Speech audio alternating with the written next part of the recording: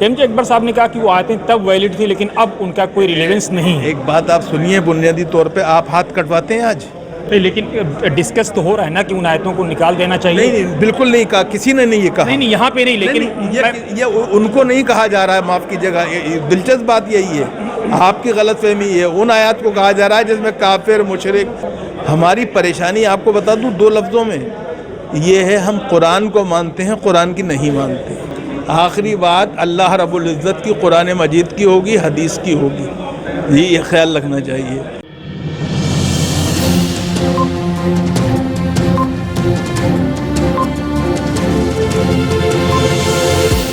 جھوٹ سے دور، خبروں سے بھرپور. ہمارے ساتھ اسلامک معاملوں کے ودوان پروفیسر اختر الواسی صاحب موجود ہیں. سر، آج آپ نے meaning of modernity in 21st century پر بات کی ہے.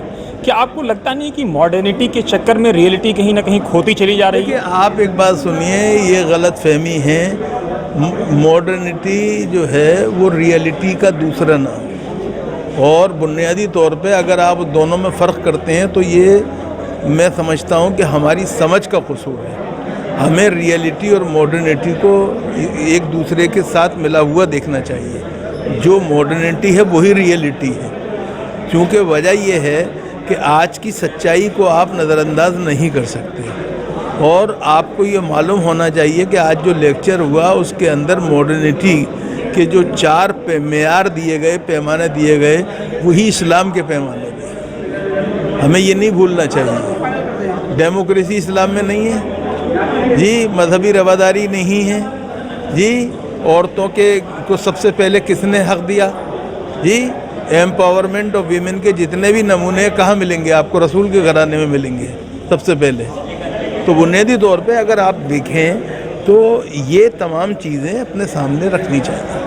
سر، مسلمانوں کے بیکورڈنیس کی بات ہوئی اور پریس کا ذکر بڑی تیزی سے MJ اکبر صاحب نے کیا کہ کہیں نہ کہیں جو پرنٹنگ پریس تھا اس کو ایڈاپشن میں غلط چوک ہوئی ہے. یہ تو اس میں کوئی شک تھوڑی ہے.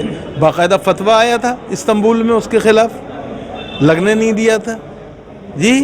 تو ہم سے جو اپنی غلطیاں ہیں انہیں اس کا اعتراف ہمیں کرنا چاہیے کہ ہم نے کہیں نہ کہیں دیر کی چیزوں کو قبول کرنے میں، اور اس کے نتیجے میں ہم پچھڑ گئے. جیسے تعلیم کے معاملے میں آپ سوچئے، راجا رام موہن رائے اور سر سید کے بیچ میں 100 سال کا فرق ہے یا نہیں ہے جی؟ آپ کو یہ ماننا چاہیے کہ ہم نے کیا کیا.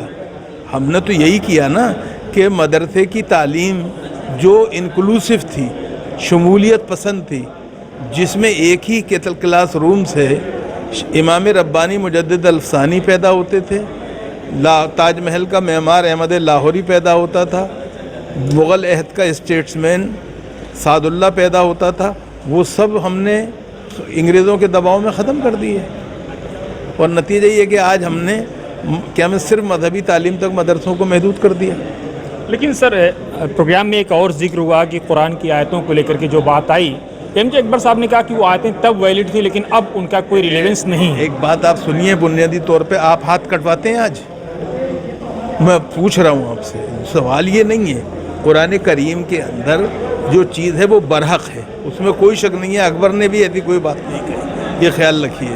لیکن بنیادی طور پہ یہ بات تو طے ہے کہ آج ہر جگہ وہ سزائیں رائج نہیں ہیں جو قرآن میں بتائی گئی ہیں، تعزیرات یا بتائی یہ ہو رہی ہیں. بتائیے عمل ہو رہا ہے اس پہ. لیکن اس سے قرآن کی عظمت پہ اور ان آیات کی حرمت پہ کوئی فرق نہیں آتا ہے. لیکن ڈسکس تو ہو رہا ہے نا کہ ان آیتوں کو نکال دینا چاہیے. نہیں، بالکل نہیں کہا، کسی نے نہیں یہ کہا. نہیں یہاں پہ نہیں، لیکن یہ ان کو نہیں کہا جا رہا ہے، معاف کیجیے گا.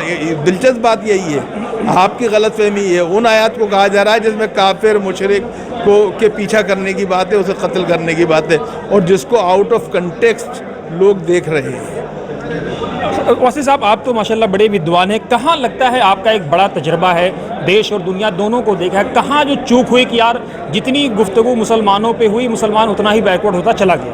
نہیں، اس کی وجہ یہ ہے کہ مسلمان جو ہیں وہ صحیح بات سننے کو تیار نہیں ہیں. ہماری پریشانی آپ کو بتا دوں 2 لفظوں میں، یہ ہے ہم قرآن کو مانتے ہیں، قرآن کی نہیں مانتے.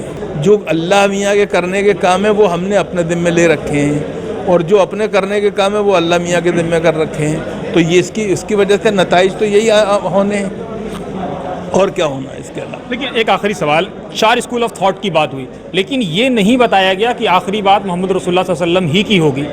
آخری بات اللہ رب العزت کی قرآن مجید کی ہوگی، حدیث کی ہوگی. یہ خیال رکھنا چاہیے.